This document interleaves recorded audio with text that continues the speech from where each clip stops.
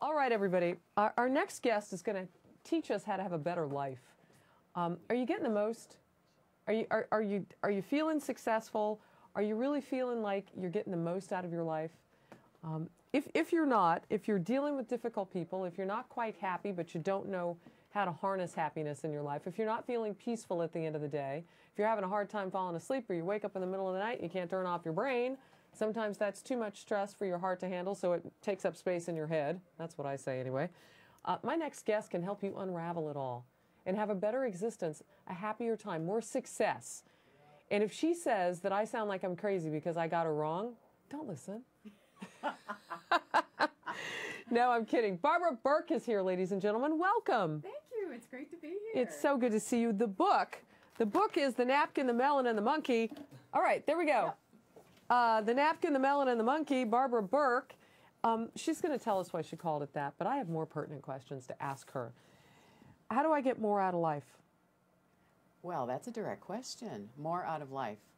Well, the book is really about a young woman, very much like all of us, who's trying to figure out how to live a happier, more successful life without stress. And so to live a happier life, I think, requires a matter of perspective. And so while there's so many things that happen to us in life that we have no control over, and certainly the behavior of other people we have no control over, but we do have control over one thing, and that is our reaction to those events. Now, you have something called soda.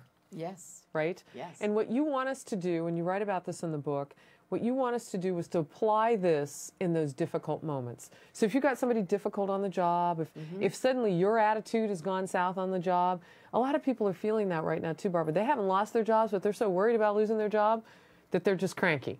They can barely focus on what they're doing because they're just distracted. So what is soda, and how do I apply it?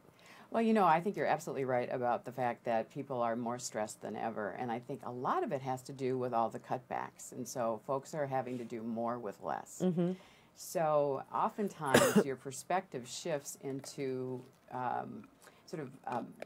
bunker mode, so you tend to be very defensive. And so what we try to do is to talk with folks about the fact that, you know, you're going to have problems throughout your entire life. And one of the things that happens in the book is the main character, Olivia, is a service representative at a call center. And she gets verbally abused every day, and one time she just loses her cool. So the woman, the wise woman in the story, helps her understand that it's not so much what happens to you in life, it's what you do with what happens. Okay, and so soda is an acronym. Idea, right. So what she counseled the woman to do is when she has a cranky customer, and this can happen with anybody that you work with or your difficult family, people are all around us. Yeah, is that what you want to be able to do is you stop and observe the situation for what it is, instead of getting hooked in emotionally. Where we get in trouble is when we lose emotional control. And so we want to prevent that reactive.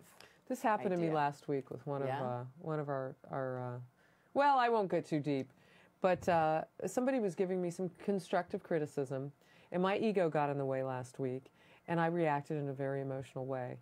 And I was tired and stressed out, and I think I reacted like that. And what you're saying is with soda, it's S for stop, O for observe, D, decide on a solution, and then A, act with confidence, soda.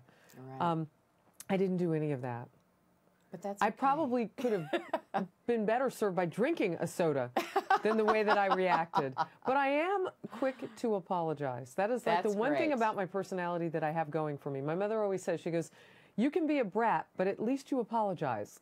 And that is to your credit. And that's actually one of the ahas in the book. The woman has 22 ahas. She has 22 things that we all can learn from her aha moments. Yeah, and apology works wonders is actually one of those. But the soda formula, what's interesting about it, and actually it's ancient wisdom, quite frankly, it's really about being mindful. Mindful, living in the moment. When we're able to observe the situation for what it is, without judgment, without getting hooked in emotionally, we're able to see it clearly and then be able to react with more skill. And your situation was interesting because now that you have the soda formula and you walk away from a situation like that thinking, oh, that did not go well. Right. You can say, I should have had a soda. I should have had a soda. So then next time you can remember this. observe what is going on, then decide on the best course of action, Right. and then Act with confidence. It's I really like that. It's the stopping part that's the hard part. Yeah, it really is, and especially for me because I'm a talker. Yeah. So I'm always filling up that next space with words from my mouth. I'm covering breaking news. I'm hosting a show. And, you know, it's an old news director told me that the most powerful moments in television are the ones that are empty. The pauses. The pauses. Yep. You know, when the massacre at Fort Hood happened, I was anchoring along with Trace Gallagher the memorial service that the President, the First Lady attended at Fort Hood, Texas. And we had some leadership from our executive floor, one of our senior vice presidents, who sent down a quick email. And it just brought me right back to that spot of, remember, you don't have to talk every second. Let it breathe. Let us hear the chimes that are going on base. Let us feel the fabric of what's going on.